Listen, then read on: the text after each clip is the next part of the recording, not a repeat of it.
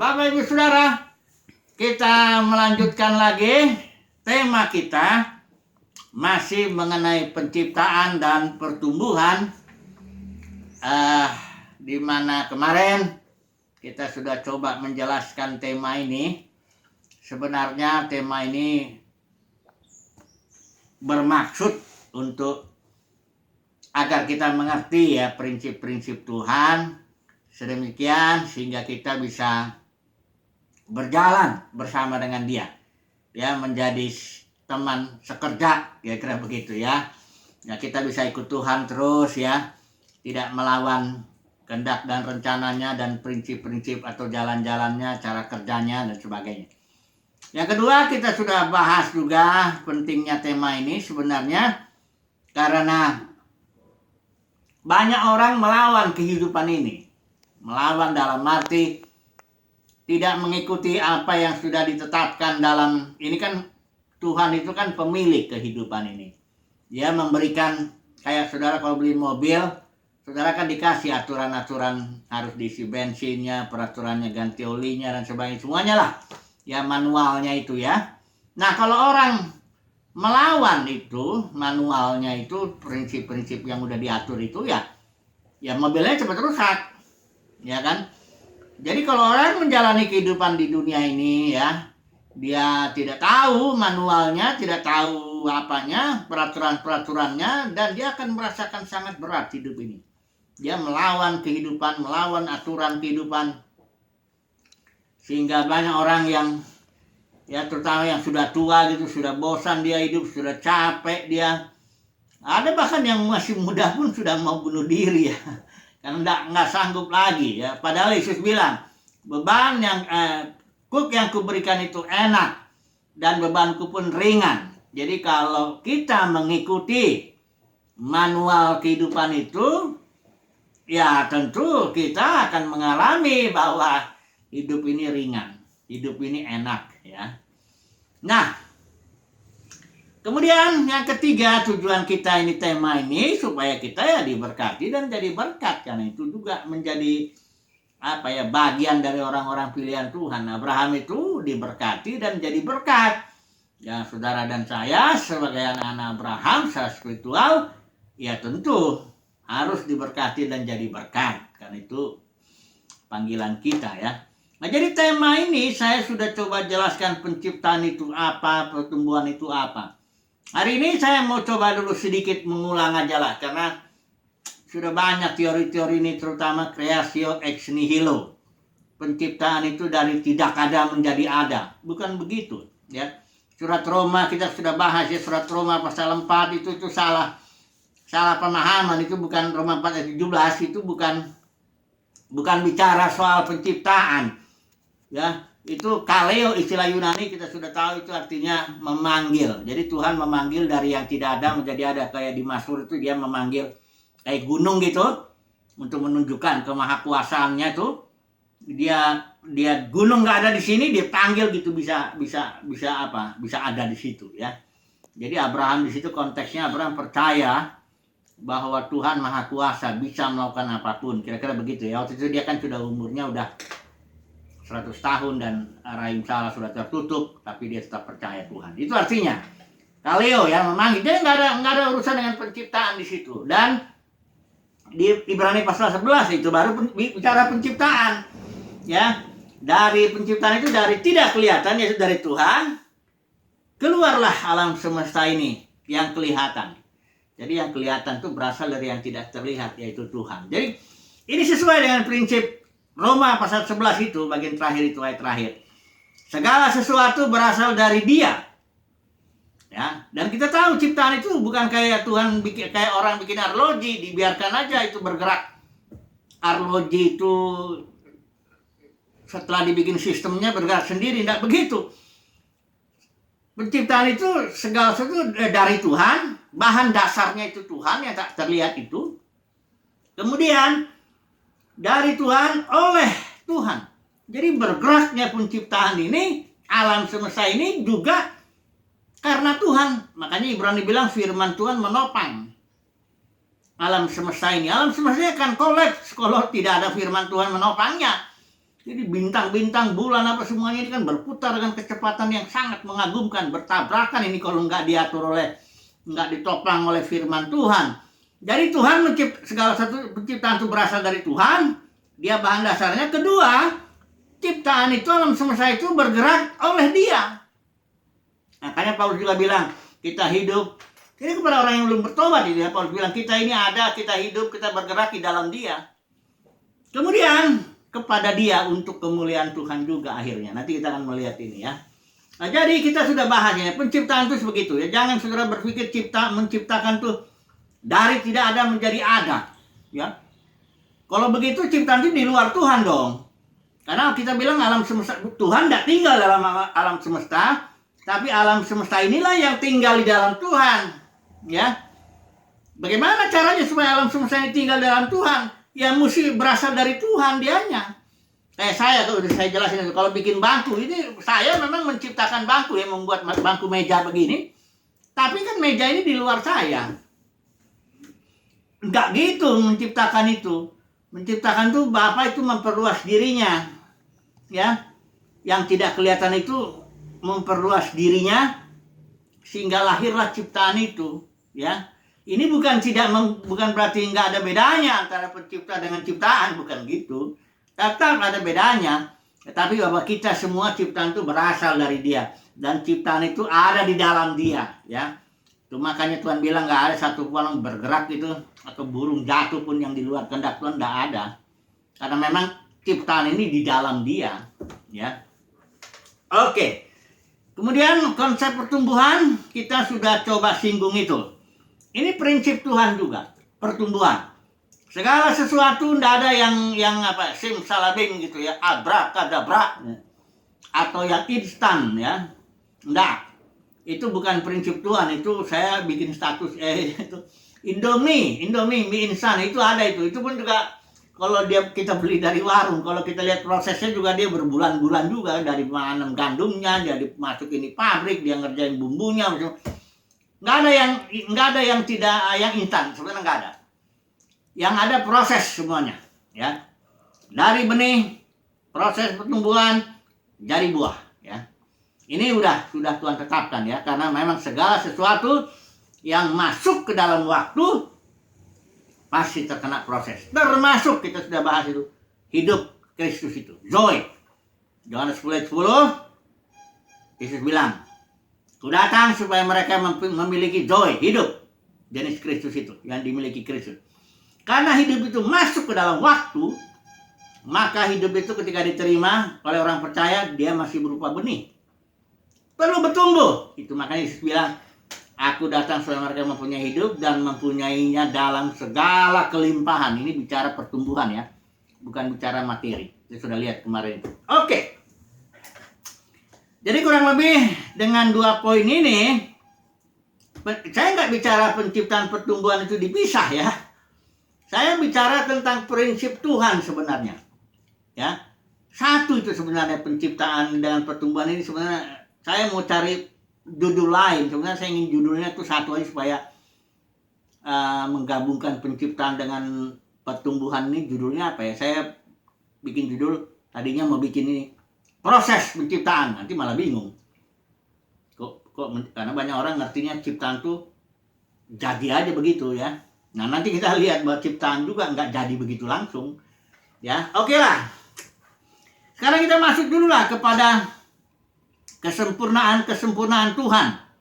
Nah, ini maksudnya karakteristik ya, ciri-ciri ya, atau sifat. Orang boleh mau menyebut sifat-sifat boleh lah ya. Kita tidak baca ini semua ayat-ayatnya, pokoknya kita ambil 5 kesempurnaan Tuhan atau keunikan Tuhan yang terkait nanti dengan penciptaan dan proses pertumbuhan itu. Ini yang pertama, Tuhan Maha Tahu, sifatnya itu, ya. Ya hikmatnya, ya pengetahuannya, kalau pengertiannya, kalau kita baca di Roma pasal 11 ayat 3 atau kita baca satu ayat aja dulu ya. Yang perlu dulu ya, Roma pasal 11 ayat 3. Ini kita coba dulu lihat satu ayat ini, Roma pasal 11 ayat yang ke-3.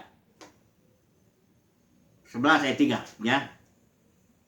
Oh, ini mana ini salah ini ya. Oh, saya salah ini. Sebenarnya ini bukan pasal 3 ini bagian yang terakhir ini. Dikatakan 33 ini, bukan 3 ini. Jadi, oh alangkah dalamnya kekayaan, hikmat, dan pengetahuan Allah. Sungguh tak terselidiki keputusan-keputusannya, dan sungguh tak terselami jalan-jalannya. Jadi kalau dibaca, kita emang Paulus sedang menguraikan ini, bagaimana Tuhan mengurung segala sesuatu dalam ketidaktaatan, agar dia bisa mengungkapkan kemurahannya. Israel dikurung dalam ketidaktaatan, bangsa-bangsa lain mendapat kemurahan. Nanti karena kemurahan yang diterima bangsa lain, Israel pun akan dapat juga. Ada satu yang hikmat yang terlalu dalam lah. Ya, artinya tak terselidiki. Alkitab bilang juga ya ajaib dalam keputusan dan agung dalam kebijaksanaan. Jadi kalau kita mau berjalan dengan Tuhan, ya belajarlah percaya keputusan Tuhan. Dan keputusan Tuhan ini, nah ini dia. Ini banyak juga konsep-konsep bahwa seolah-olah Tuhan tidak maha kuasa ya. Dia bilang COVID ya, ada yang bilang itu dari iblis, dari orang jahat. Aduh, itu jadi kalau gitu iblis Tuhan dong. Kalau itu dari iblis, kalau dia bisa bergerak tanpa Tuhan yang maha kuasa ini, enggak bisa. Waktu iblis nyerang Ayub, itu keputusan Tuhan. Tuhanlah yang putuskan kau boleh serang dia, ya. Tapi dengan catatan ngebatasin gini. Jadi semuanya hasilnya aktor utamanya alam semesta ini ya Tuhan. Jangan bilang lagi, aduh, kalau begitu merendahkan kemahakuasaan Tuhan, merendahkan hikmat Tuhan juga lah. Semuanya lah direndahkan Tuhan dengan cara nggak ngakui bahwa segala sesuatu berasal dari Tuhan. Saya jelas bilang, akulah yang menciptakan nasib gelap, nasib mujur, nasib malang. Ya, kalau ada malapetaka, aku yang menciptakan, aku ciptakan terang, aku juga ciptakan gelap. Ya, Amos juga bilang pasal 3. Ya, kalau ada satu malapetaka satu kota, apa bukan aku yang ngerjain, kata Tuhan. Jadi semuanya berasal dari Dia. Cuma manusia ini ingin sok-sok ngebela Tuhan kali ya. Jadi pahlawan kesiangan ya. Enggak usah, kita terima saja lah ya, bahwa segala sesuatu berasal dari Dia, oleh Dia, dan kepada Dia. Ya, jadi ini dia, Tuhan Maha Tahu lah ya, sudah nggak ada yang lagi orang ini. Kemudian Maha Kuasa ini unlimited ya, Almighty Power, memiliki kekuatan yang tak terbatas ya. Ini ya. Terus ini yang gak usah kita baca lagi aja. Ini immutability ini artinya tidak berubah. Nah, Tuhan kita itu tidak berubah. Mari kita baca dulu Maleakhi 3 ayat yang ke-6 ya. Ini nih, begini ayatnya ini. Ayat yang ke-6, bahwasanya aku Tuhan tidak berubah. Nah ini saya senang ini dengan ayat ini, tidak berubah. Ya, kalau Tuhan sudah rencanakan, baiklah kita menjadikan manusia serupa segambar dengan kita supaya mereka berkuasa, pasti jadi. Rencananya nggak berubah. Kalau manusia ini suka berubah-ubah, makanya plan A, plan B, plan C. Kalau ini gagal, bikin yang ini. Mana ada Tuhan gitu. Orang banyak cerita kejatuhan Adam itu bukan rencana Tuhan. Nah ini. Jadi seolah Tuhan kaget gitu ya. Tuhan tadinya bikin manusia udah sempurna gitu kan. Ini nggak ngerti proses juga ini orang. Banyak orang ngomong tuh nggak ngerti prinsip Tuhan. Dia kira Adam dan Hawa itu ketika diciptakan di Taman Eden sudah sempurna. Dalam arti sudah lengkap, rencana Tuhan sudah genap. Belum. Adam Hawa belum ngerti yang baik. Ya, Adam Hawa belum diproses untuk dengan 2 pohon itu. Masih ada ular untuk mengujinya itu semua. Dari taman nanti ke kota, nanti kita lihat bentar. Proses itu semuanya. Jadi belum jadi. Nah, ketika itu rencana Tuhan misalnya jatuh Adam itu bagian daripada rencana Bapa. Itu proses yang memang harus dilalui. Roma 8 bilang gitu kok. Seluruh makhluk jatuh ke dalam kesia-siaan bukan oleh kehendaknya, bukan oleh kehendak makhluk itu, tapi oleh kehendak Dia yang merancangkannya itu. Ya, jadi segala sesuatu Bapak yang kerjakan ini. Ya, konsepnya kita rubah dulu deh, supaya kita jangan ngelawan kehidupan. Kita ikuti aja, kita ngalirlah bersama dengan Tuhan. Hidup ini enak, hidup ini ringan. Kalau kita ngikutin aturannya, kalau kita punya konsep yang benar juga. Kalau kita punya konsep dua Tuhan, dualisme. Ya, ini dari agama Zoroaster itu di Iran. Itu tapi masuk ke dalam kekristenan sampai sekarang. Dualisme itu artinya gini, ada dua sumber. Sumber terang itu dari Tuhan, sumber gelap itu dari setan. Sumber terang itu sumber kebaikan dari Tuhan, sumber kejahatan itu dari setan. Ya, sudah tadi saya kutip ayatnya itu. Bahwa malapetaka, bencana, apa semuanya yang menciptakan iblis pun Tuhan kok. Segala sesuatu berasal dari Dia. Ya, kalau kita punya konsep dualisme, takut kita. Jangan-jangan Tuhan tidur nanti saya diserang sama iblis, bagaimana? Kecolongan, nggak ada itu. Orang kalau ya punya konsep dualisme jadi repot. Sedikit-sedikit usir iblis, sedikit-sedikit banting iblis, aduh repot bener dah. Ya, jadi saudaraku, kita harus belajar lah apa yang Alkitab katakan. Segala sesuatu berasal dari Dia. Oke lah, Tuhan tidak berubah. Ya, sekali lagi ya. Kali Dia rencanakan, baik kita menjadikan manusia serupa segambaran kita, pasti jadi. Rencananya tidak berubah. Kedua, satu, tiga, keempat ini sekarang. Tuhan itu setia. Setia dengan, ya setia, terutama Dia setia dengan perjanjian, dengan perkataannya. Karena Tuhan kita Tuhan perjanjian, kita tahu. Dia selalu membuat perjanjian dengan Noah, ya, dengan Abraham, dan terus begitu. Kita sudah bahas ini kan soal perjanjian. Nah, Dia setia itu. Pegang itu. Jadi kalau ini enaknya kalau sekali Tuhan bicara kita bisa pegang itu. Kadang-kadang kan kita bingung sama dalam pergaulan ini karena nggak bisa kita pegang perkataannya. Nah, itu repot kan. Ini Tuhan setia. Ini ada ayatnya Ibrani 10 ayat 23, Roma 4 ayat 18. Kita bisa baca lagi ini, ya. Kemudian yang kelima, Tuhan Maha Hadir, omnipresence. Ini coba dulu Kisah Para Rasul 17 ayat 28, kita baca dulu ini ya. Ini yang sudah saya singgung tadi, kita hidup, kita bergerak, kita ada di dalam Dia. Coba dulu Kisah Para Rasul 17. Kisah Para Rasul 17 ayat yang ke 28. Coba dulu saya pakai ILI ini ya, ayat 28.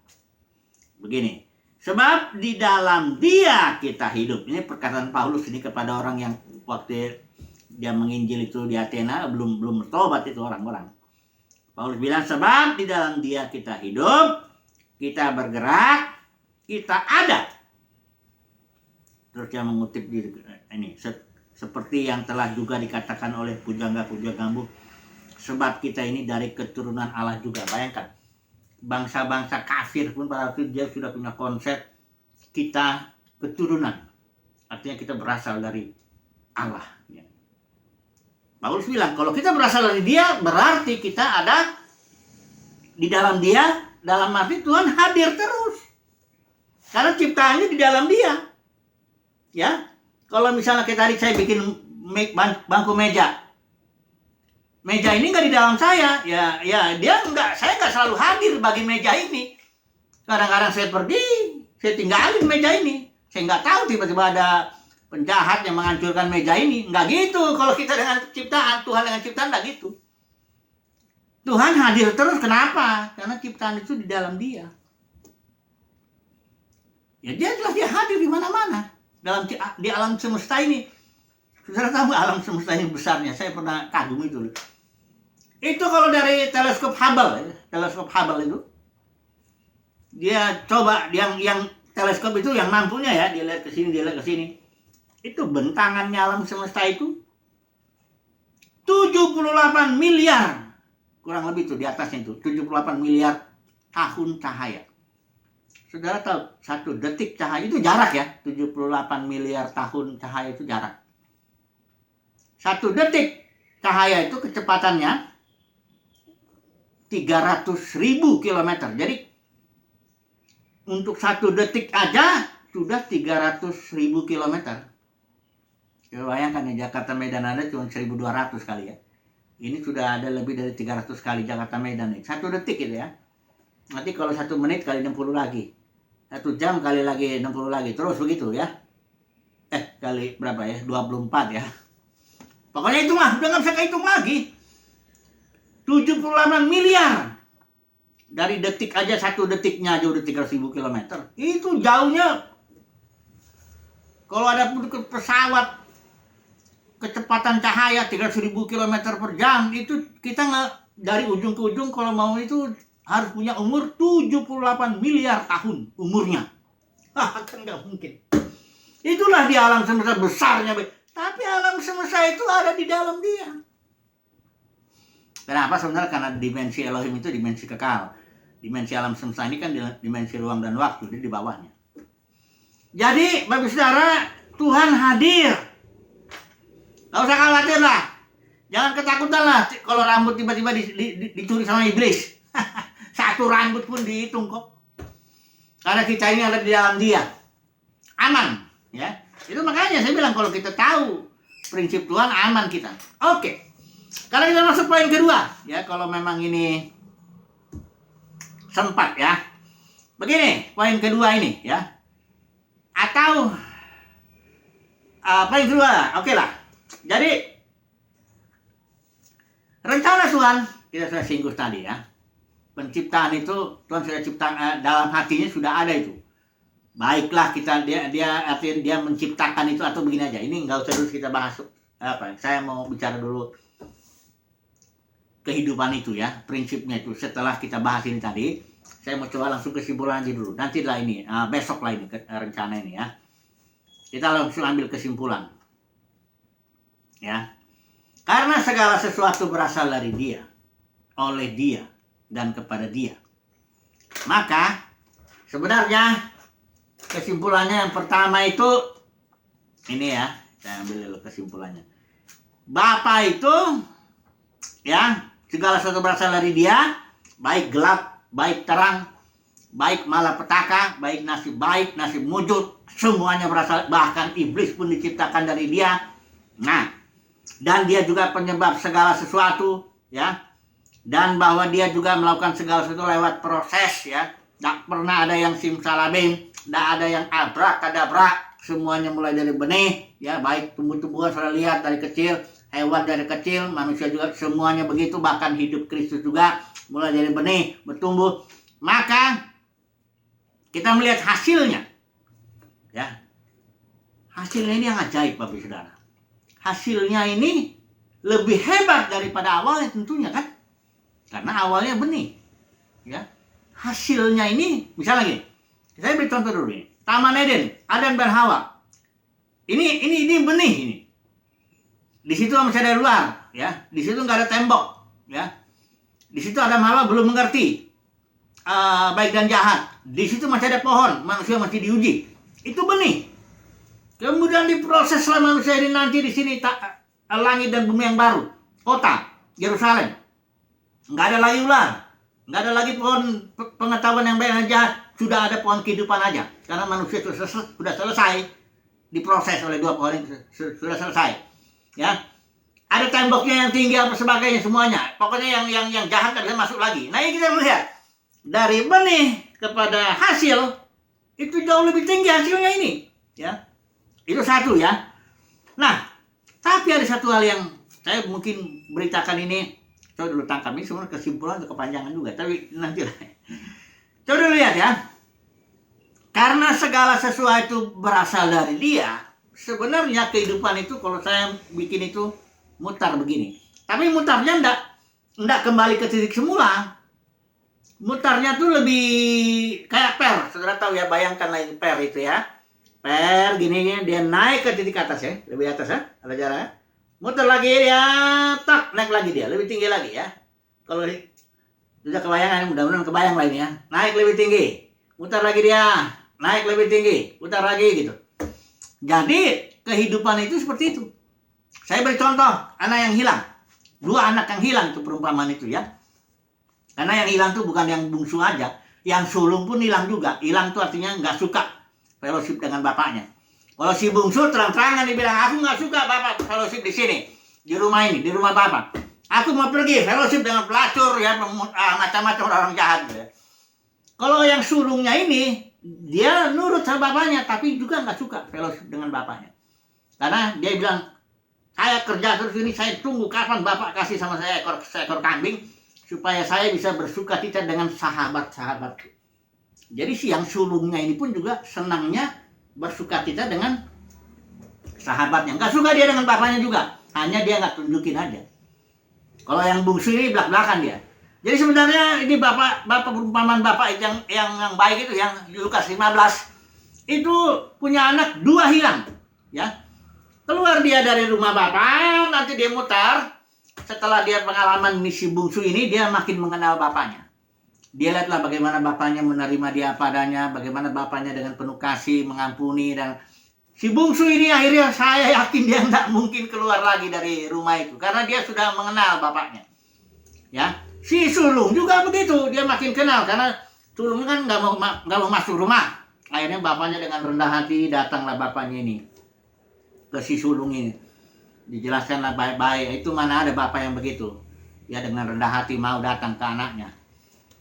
Nah, jadi cerita kehidupan ini juga seperti itu, mutar dia. Awalnya segala sesuatu berasal dari dia, Adam dan Hawa, mutar dia, benih, naik, tak, naik dia. Balik lagi ya, kembali kepada return to Eden, orang bilang itu. Tapi itu bukan yang sama, naik dia, mutar lagi, naik lagi, ya. Jadi kehidupan itu seperti putaran per itu. Tapi jangan salah, jangan nanti saudara pikir berarti kalau itu kehidupan banyak kesempatan. Enggak. Kehidupan itu cuma satu kesempatan. Karena kehidupan itu waktu berjalan. Dia nggak pernah balik. Ini kan kalau begini ini jalan ini kan. Ada orang bilang kehidupan lurus. Enggak, kehidupan orang saya ngerti kehidupan itu muter. Tapi kan jalan dia tuh waktu itu. Jadi kesempatan, saya punya keyakinan, kesempatan cuma satu kali dalam hidup ini, nggak ada 2. Ada yang bilang kalau banyak kan orang menghibur, masih banyak kesempatan, itu kan cuma hiburan doang kan, omong hiburan yang nggak ada realitanya. Kesempatan bagus saudara cuma satu kali. Cuman ada kesempatan yang mirip-mirip, kayak misalnya kita kebaktian hari ini pagi, ya. Kesempatan kita muji Tuhan, dengar suara Tuhan, apa menyembah Tuhan, apa itu satu kesempatan. Misalnya rutin lah kebaktiannya tiap pagi. Besok kalau misalnya hari ini kita nggak ikut kebaktian, besok kita pikir sama kesempatannya. Enggak, sudah beda. Ya baik firmannya beda, suasananya beda, pujiannya beda, kehadiran Tuhannya beda, semuanya beda. Ya, jadi enggak ada kesempatan kedua. Cuma satu kali kesempatan aja. Sama seperti sungai, ada yang bilang, ada orang ini seorang yang apa ya? Tidak mungkin orang menginjak 2 kali di sungai yang sama. Karena sungai ini misalnya saudara jalan ya, itu airnya kan namanya sungainya, jalan ya, airnya. Saudara injak sekali, cetak. Ya, angkat kaki. Saudara injak yang kedua, itu sungainya udah beda. Kenapa beda? Batuannya sudah beda, ikan-ikannya sudah beda ya. Kotoran-kotoran di bawah air itu sudah beda. Semuanya sudah beda. Itu sungai yang beda. Jadi artinya apa? Kesempatan hanya 1 kali. Tidak ada 2 kali. Itu makanya pergunakanlah kesempatan yang ada. Alkitab bilang. Pergunakanlah kesempatan yang ada. Ya. Karena dia kesempatan tidak akan lagi ada yang kedua. Ya. Jadi begitu, kesimpulannya jadi bagaimana ini? Pokoknya segala sesuatu berasal dari Bapa. Ya. Setelah itu yang dari Bapa itu masih benih, ya, karena itu proses semuanya. Terus ya, dan dalam proses itu dialah yang menjadi penyebab utamanya. Tuhanlah yang menggerakkan alam semesta ini, ya. Kita hidup di dalam Dia, ada di dalam Dia, bergerak di dalam Dia. Jadi Dia inilah apanya? Aktornya ya, bergerak. Dan nanti hasilnya lebih daripada yang awalnya ini. Itu makanya saya bilang muter dia kayak per. Awal dari Bapa, muter dia dan akhirnya kembali lagi kepada Bapa. Ya. Oke lah, tunggu dulu sini. Nanti kita sambung besok. Semoga prinsip-prinsip Tuhan ini kita semakin pahami lah ya, terutama penciptaan dan pertumbuhannya. Haleluya. Amin.